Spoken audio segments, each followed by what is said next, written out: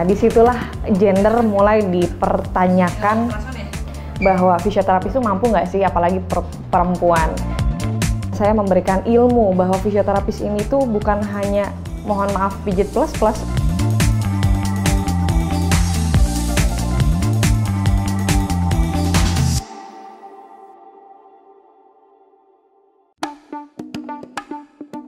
Halo, saya Windy Mayang. Saya adalah seorang fisioterapis di WM Center.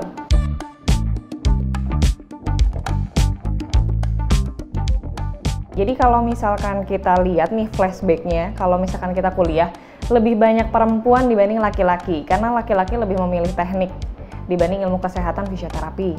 Tapi pas kita lulus, malah banyaknya laki-laki yang menjadi seorang fisioterapis. Menjadi tulang punggung lah ceritanya. Kalau perempuan kan setelah lulus biasanya menikah. Nah, disitulah gender mulai dipertanyakan bahwa fisioterapis itu mampu nggak sih, apalagi perempuan. Dan kebetulan juga ranahnya saya tuh dulu di bagian pasien-pasien laki-laki. Kalau keluhan sih pusing, terus kadang-kadang pusingnya tuh sakit kepala di belakang kanan. Dan disitulah kayak bukan itu lah, malah termotivasi bahwa perempuan juga bisa untuk melakukan tindakan yang agak sedikit maskulin lah, istilahnya gitu.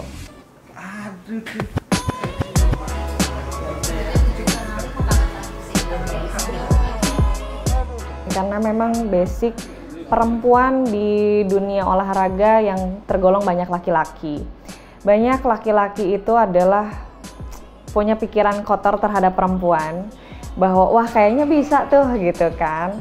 Itu hal yang kali itu dibilang menyebalkan, tapi di situ kita harus bilang bahwa ya kayak dibilang tidak harus dimasukin ke dalam hati. Tapi kita bisa bunuh hal tersebut, hal negatif itu bisa kita bunuh dengan kita memiliki ilmu dan karakter yang kuat. Seperti kita tuh memberikan ilmu, kita memberikan manfaat untuk yang kita berikan, dan kita memberikan kesejahteraan kesehatan untuk Anda loh gitu kan. Sedangkan Anda mau melecehkan saya itu nggak fair. Tapi di situ tuh mulai bahwa saya harus berpikir bagaimana caranya orang negatif terhadap pekerjaan saya, dan saya memberikan ilmu bahwa fisioterapis ini tuh bukan hanya, mohon maaf, pijit plus-plus. Orang mikirnya seperti itu, Kak. Tapi saya berpikir bahwa ini bukan seperti itu. Yang saya lakukan adalah bagaimana caranya kita harus semakin smart dan memang harus positif terhadap lingkungan. Jadi di situ orang yang mau melecehkan pun mikir dua kali bahwa mereka milih-milih harus yang melecehkan itu yang seperti apa. Ini yang bikin dari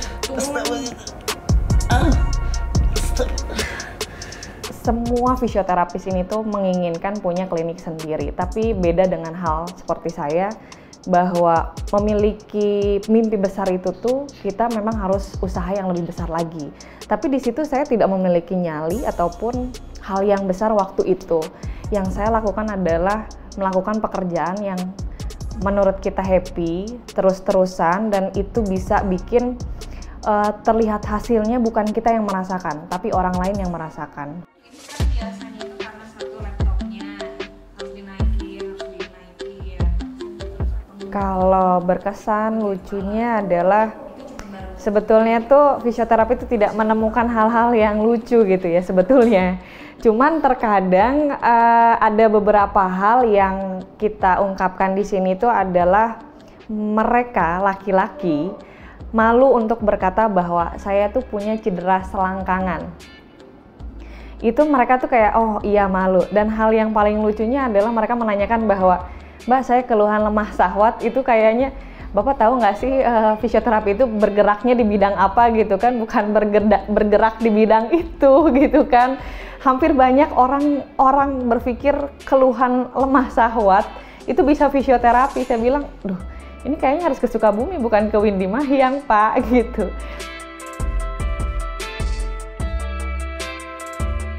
Kalau di klinik itu biasanya 5 pasien. Karena saya dulu kan kerja di klinik dulu nih. Akhirnya saya bekerja sendiri kayak freelance.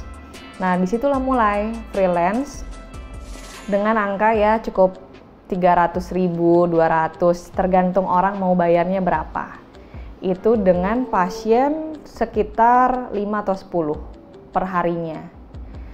Kemudian untuk sekarang bukan berarti orang melihat saya itu wah udah mahal nih, enggak juga.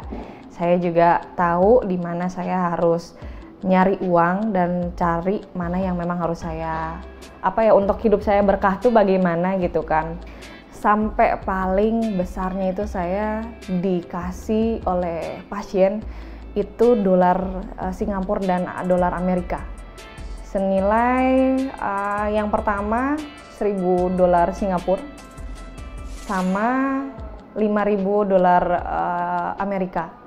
Itu dalam 30 menit.